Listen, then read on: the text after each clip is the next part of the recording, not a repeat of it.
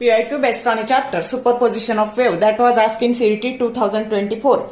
A stationary wave is represented by y that is equal to 12 cos into bracket pi x by 6 and bracket over sin into bracket 8 pi t bracket over where x and y are in centimeter and t in second.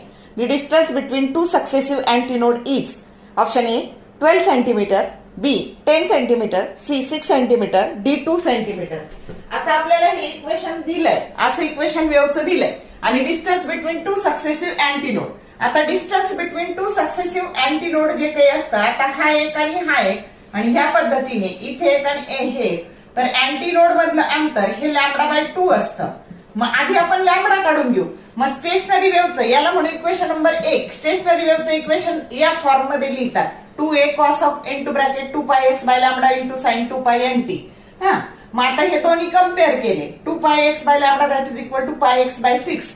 X गेले, त्यानंतर पाय गेले, lambda बरोबर 12 आलं, 12 centimetre.